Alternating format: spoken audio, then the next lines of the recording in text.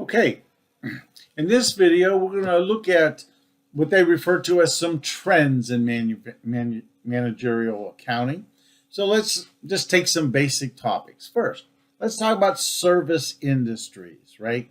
Service industries, by definition, do not have cost of goods sold, right? They are producing services. And there are lots of workers, right? They say about 50% of all U.S. workers work in service companies.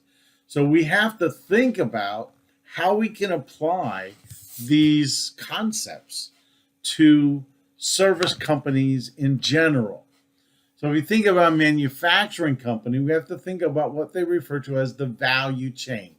These are all the processes associated with providing a product or a service. Now, in manufacturing, right, you have research and development, you got to get raw materials, production, there's sales and marketing, you got to deliver, and ultimately there's a customer relations part of every company that you can see. So how do we do this ultimately then for manufacturing? This is the process, but how do we look at that for service? Again, it is slightly different, but have similar topics.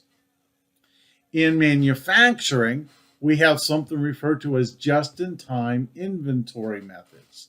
Okay, this is a system in which the goods, the inventory for production, arrive at the point of production exactly when they're needed. So if you're going to produce 50 things today, if you look throughout the entire plant that's going to produce the products, there should be 50 pieces of inventory there that day for that person or that machine to put into the product. There should not be much stuff outside of the production area. So for instance, you wouldn't have 150 things when you only use 50 things a day. So the idea here is to try to match the point of manufacturing to the point of getting the inventory. TQM, total quality management, reduces the defects in finished products. This is a process of reviewing our budget, right? Trying to see if we're using more materials than we thought, and then reviewing why we are. If the reason is that we're producing bad product, our total quality management process is not really working well, right? This is the idea here is to create products that have zero defects. There's a theory of constraint in manufacturing, right? There are certain points of the manufacturing process that they refer to as bottlenecks, right? These are places where the production process slows down, right? So the idea is we need to identify what those points are, and we have to make sure that we really have control of those points. Because if production slows down, that backs up everything before it, but it creates gaps in everything ahead of it. Enterprise resource planning is I don't want to say real new, but it's a relatively new process of utilizing software programs to help manage all the major business processes. So now there is a program that looks at each part of the production process and evaluates that so we can manage and make improvements as we go along.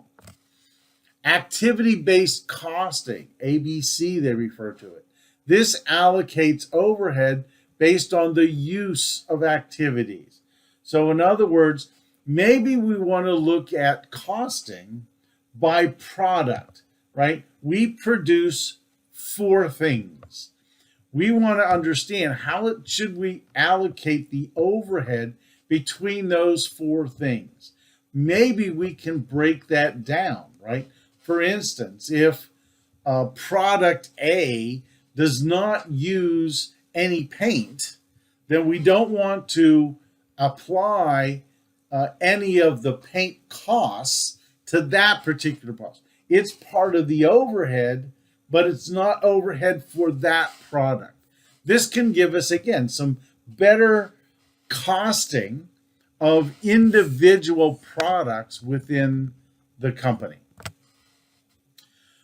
To help us understand how this all works, right? We really want to look at operations from a more integrated process, right? So there's something that they refer to as a balanced scorecard. And these are really becoming much more prevalent in business as time goes on. So this scorecard looks at both financial and non-financial measures, and it tries to link performance to company objectives. Now there's a link here that if you click on this link, it will send you to a website, right? And here's the website. So if you just wanted to go here, it's just balancescorecards.com. It will take you there. But once you get there, you can read about a balanced scorecard, and I suggest that you do that. It also has a very short 2-minute little video that helps you get through the basic understandings of balanced scorecards. We need to have an understanding of how ethics is involved here, right? We need to create proper incentives for managers so that they don't do unethical things, right? So the controls need to be effective. They need to be realistic. We need to be able to certainly be able to measure them, right? But we do have to put things in place. Sometimes in the government, we refer to these things as checks and balances.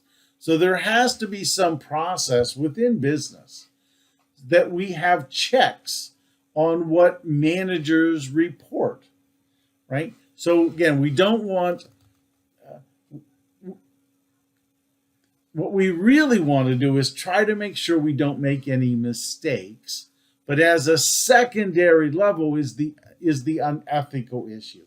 Are managers doing things and reporting things that are unrealistic, that are not possible, that are there for their personal gain, not for the business's personal gain? So that, for me, is what ethics is all about in business. We need to be aware that sometimes people do things that are not in best interest of the company. One of the things that help us with the upper echelon of business is what's referred to as the Sarbanes-Oxley Act. And I'm sure you've heard of this act, but essentially what it does is it clarifies management's responsibilities. It requires the CEO and the CFO to certify the statements. So what this really, for me, is one of the most important things.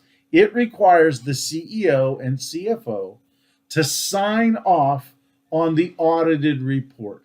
What that means is if we later find fraudulent, incorrect information in the annual reports, historically, that was a civil matter. So we could sue the company, the shareholders would sue the company, but it was a civil matter.